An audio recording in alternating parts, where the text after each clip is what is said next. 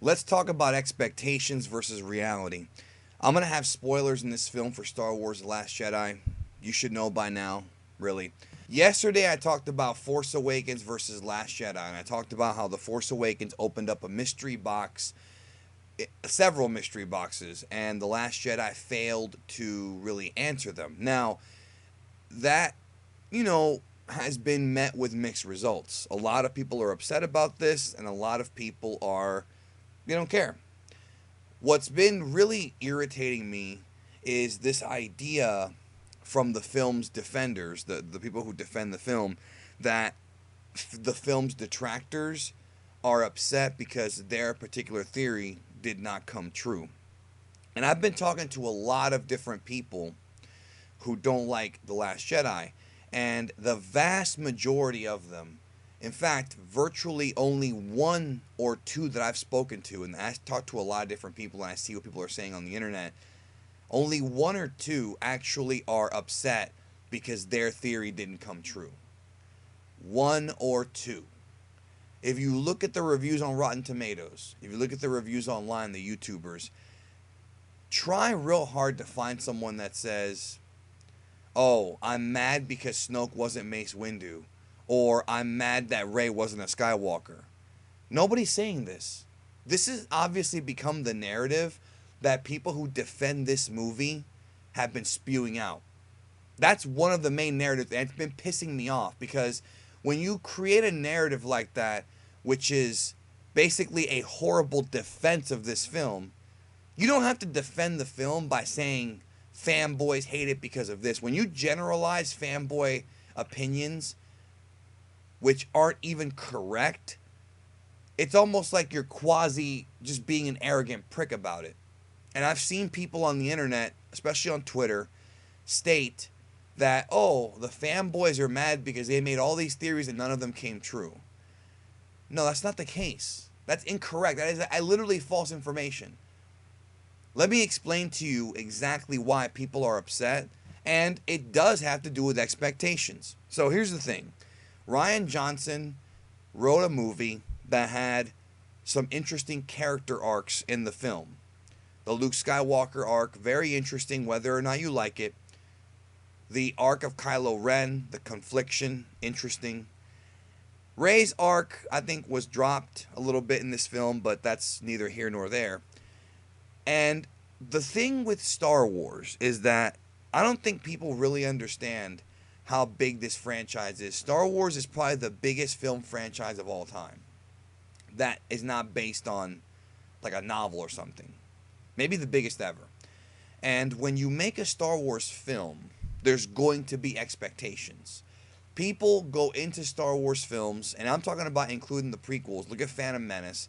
They are expecting the movie to make them feel the way the original movies made them feel. Because a lot of the fans who are watching Star Wars now did not grow up with the original trilogy in theaters. They watched it when they were at home on VHS or on DVD, probably on VHS, most of them. And that's how they grew up with Star Wars. So when Rian Johnson came into Star Wars, he had an incredible amount of expectation. Because not only is this a follow-up to Force Awakens, this is also a follow-up to 6 other movies. 7 if you include Force Awakens. This movie is Star Wars Episode VIII, The Last Jedi. This is not Looper, The Brothers Bloom. This is not even a Star Wars story anthology film. This is Chapter 8 of a 9-chapter triple trilogy. That's what they have planned right now, unless they go to 10, 11, and 12, which they probably will at some point. This is the continuation of the story that began in 1977. So there are going to be expectations, and when Force Awakens was first coming out, I remember thinking about how much pressure J.J. Abrams had, but at the same time I thought it wasn't going to be too hard for him because the prequels were not very well received. So him coming in and making a movie, even if it was mediocre, would be enough to satisfy Star Wars fans because he made them so different from the prequels. Now then we have Last Jedi, which is very different from its predecessors.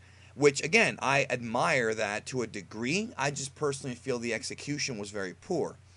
So people are going to go into Star Wars movies with expectations. And then when you really narrow it down, people went into this movie expecting answers to unanswered questions.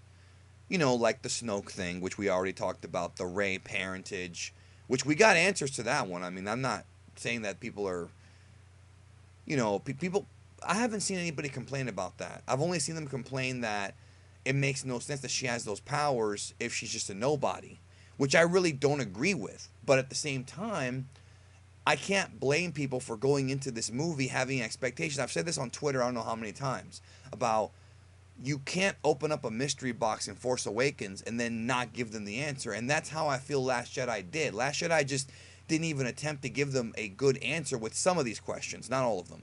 The films did not really explain how the First Order came to be.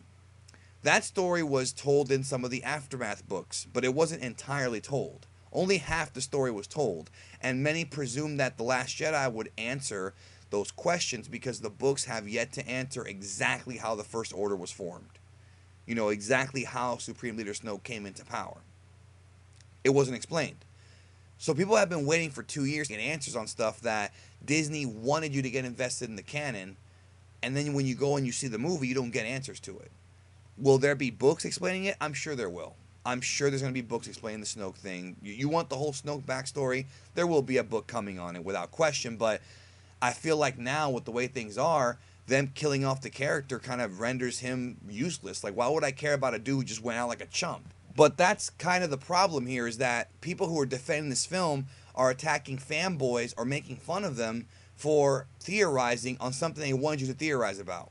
And that to me is just like, it's like such stupid bullshit. Star Wars has become really political now. It's become like politics. People who like the movie are like Democrats and Republicans, and I can't even believe it. Like, people who like and dislike, I mean, like, you know, if you like the movie, you're on one side. If you dislike it, you're on the other. And some of the stuff that people have been saying is dumb. Like, oh, people who like the movie got paid off by Disney. That's dumb. That is a dumb statement. Sorry, that's dumb. All right? If it comes out that it's true, then that's going to be a huge, huge story. But it's not. It's dumb. But to me, it's like people keep blaming fanboys for getting invested, and it's just, they want you to get invested. And the thing about Last Jedi is that what Rian Johnson did, because he had a lot of pressure put on him as well. So I'm going to give him credit on that too. He had a lot of pressure because he's writing a Star Wars saga film, is rather than try to answer the question, it's almost like he sort of knew, but he probably didn't, but it's almost like he knew that no answer would suffice. So his response was, I'm not going to give them an answer, which some people have said is kind of cowardly. I don't know if that's the case, if cowardly is the right word. I would rather call it more postmodernism, where, you know, you set something up, then you don't deliver it. It's like Rian Johnson. It's almost like if you go to Rian Johnson, you say, hey, I'd like to have a chicken dinner, and instead he gives you fish. Oh, but it's tasty. Well, no, dude, I ordered chicken. That's how fans feel.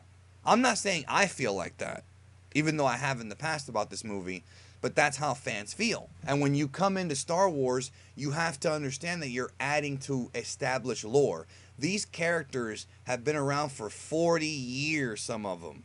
You are basically adding to established lore. It's no different than when you start writing for Batman or anything that's been around forever.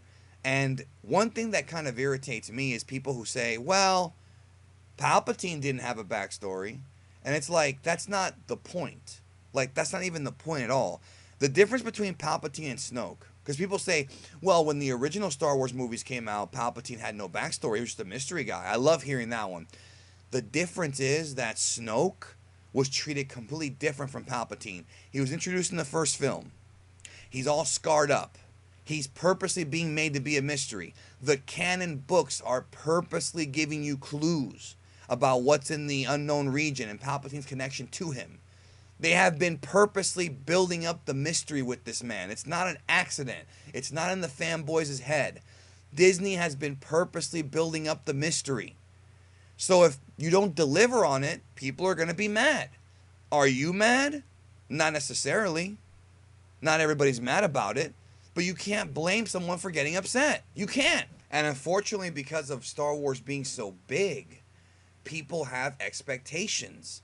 And people feel that Rian Johnson did not meet their expectations. Now, what do I think? Well, I agree with them to a degree.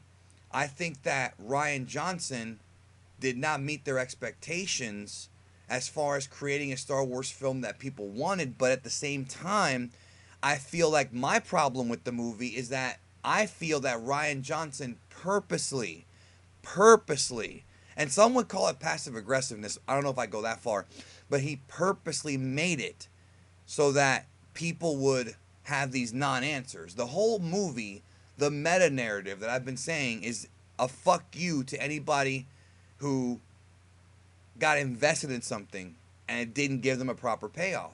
And the film does this over and over and over again. It's almost like Rian Johnson forgot that this was a trilogy and that you have to have a beginning, middle, and end. And this movie kind of felt like the end. You know, that's one thing people have been saying. Like, it felt like this is the final chapter and not the middle, which makes sense. I understand that.